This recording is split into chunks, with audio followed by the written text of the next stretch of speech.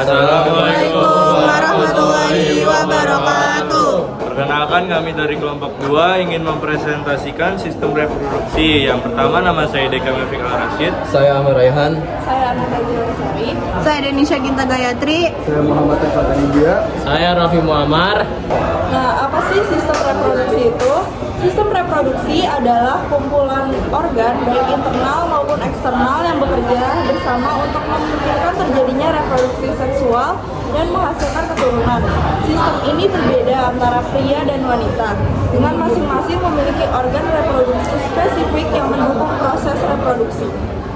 Nah, tujuan dari sistem reproduksi memiliki peran penting dalam kelangsungan hidup spesies. Tujuan utamanya adalah menghasilkan keturunan, sehingga spesies dapat melestarikan dirinya dari generasi ke generasi.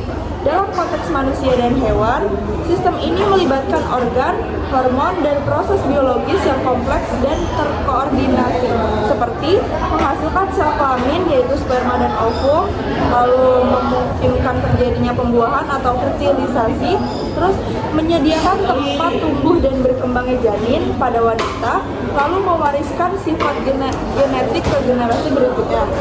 Nah, organ reproduksi laki-laki dibagi menjadi dua, yaitu reproduksi luar dan juga reproduksi dalam. Nah, alat reproduksi luar yang terletak pada bagian tubuh luar dan dapat diamati secara langsung. Nah, alat reproduksi luar yang pertama ada penis. Fungsi penis sebagai saluran kencing atau urin dan juga sebagai saluran sperma. Terbentuk dari otot tidak bertulang.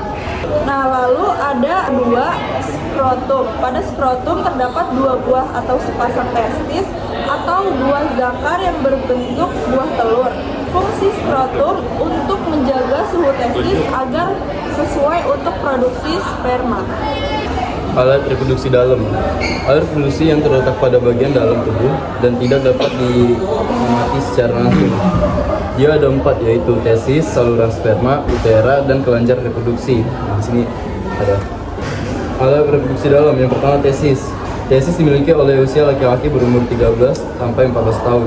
Testis mulai memproduksi sperma atau sel kelamin jantan hormon testosteron.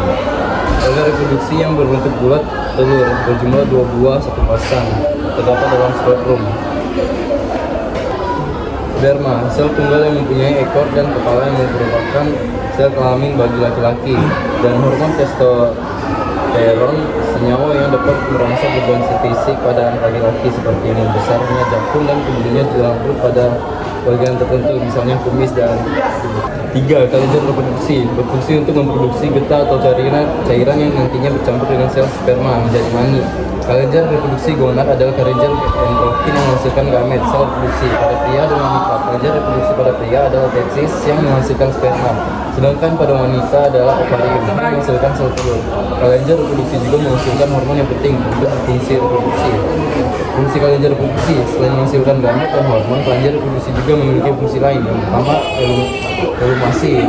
Kelenjar Crawford dan Bartoli membantu mengeliminasi utera dan vagina. Yang kedua, menetralkan kesamaan. Kelenjar Crawford menetral kesamaan yang mungkin ada di utera. Yang ketiga, nutrisi sperma. Kelenjar prostat membantu nutrisi dan melindungi sel sperma. Yang keempat, mengangkatkan sperma. Epididymis membantu mengangkat sperma yang diproduksi oleh testis. Dan yang terakhir, mengatur gairah seksual. Kelenjar Crawford juga berperan dalam mengatur gairah seksual pada pria. Alat reproduksi dalam yang kedua yaitu saluran sperma. Nah, epididymis sperma disimpan sementara waktu sampai berkembang sempurna dan dapat bergerak menuju saluran selanjutnya, yaitu vas deferens sebagai saluran sperma menuju utera. Dan yang terakhir utera, saluran akhir sperma urin yang terdapat dalam penis. Selanjutnya ada alat reproduksi dalam kelenjar reproduksi. Di sini ada dibagi menjadi 3. Yang pertama ada vesicula seminalis yang menghasilkan cairan yang bersifat basa alkali yang mengandung fruktosa, gula monosakarida, yaitu hormon prostaglandin dan protein pembekuan. Yang kedua ada kelenjar fosfat, yaitu menghasilkan cairan putihan sedikit asam, yaitu pH-nya 6,5 dan mengandung beberapa zat. Yang pertama ada zat asam sitrat, yang kedua ada enzim peptidase liposozim, itu ada amilase, dan yang ketiga ada seminal plasmin. Selanjutnya yang ketiga ada kelenjar copper, menghasilkan lendir dan cairan yang bersifat basah, berfungsi melindungi sperma dengan cara menetralkan urin yang memiliki pH asam yang tersisa dalam uretra. Selanjutnya ada organ reproduksi wanita, alat reproduksi luar, vulva, dan labium. Suatu celah paling luar dari alat reproduksi wanita yang dibatasi oleh sepasang bibir kanan dan kiri. Saluran urin dan saluran reproduksi. Di sini ada bagiannya, yaitu ada mons pubis, labia majora, labia minora, vaginal opening, anus, perineum, vulva, vestibule, uretra, clitoris, dan clitoral hood. Selanjutnya organ reproduksi wanita, alat reproduksi luar, vulva dan labium. Suatu celah paling luar dari alat reproduksi wanita yang dibatasi oleh sepasang bibir kanan dan kiri. Salurannya ada urin dan saluran reproduksi. Selanjutnya di sini ada organ reproduksi wanita, alat reproduksi dalam. Di sini ada gambaran dan ada penjelasannya. Yang pertama ada tuba fallopi, terus uterus atau rahim. Selanjutnya ada cervix, dan ada vagina dan ovarium. Terdapat kumpulan sel yang disebut folikel, sambungan estrogen dan progesteron.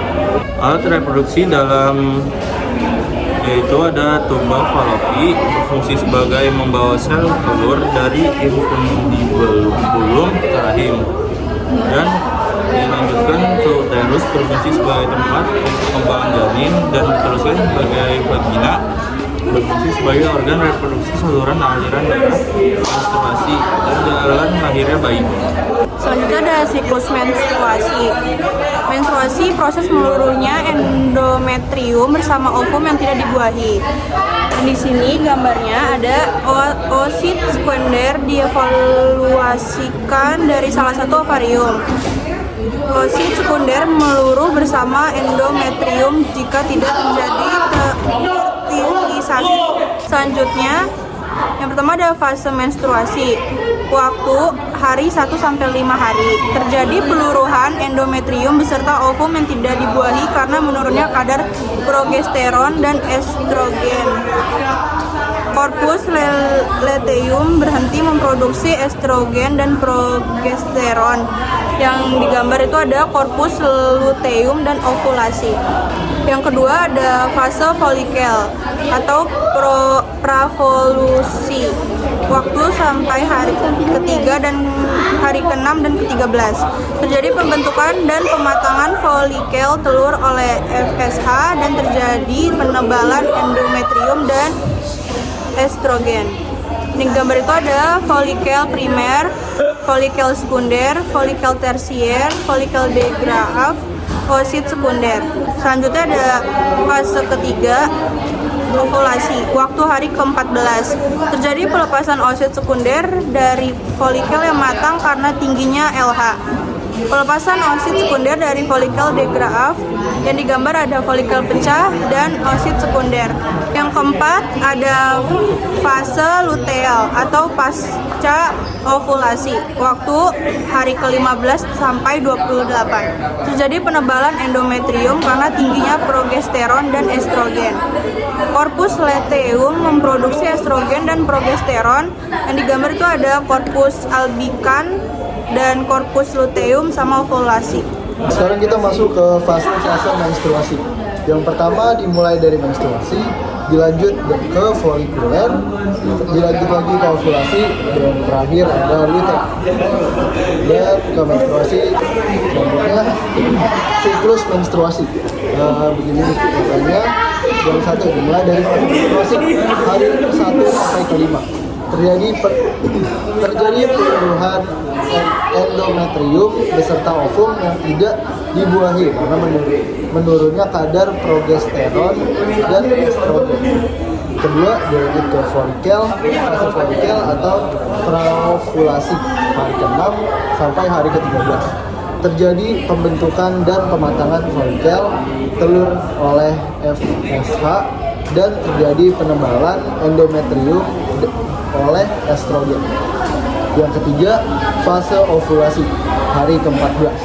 Terjadi pelepasan oosit sekunder dari folikel yang matang karena tingginya LH. Yang keempat, terakhir adalah luteal atau paskaovulasi hari ke-15 sampai ke-28. Terjadi penebalan endometrium karena tingginya progesteron dan estrogen.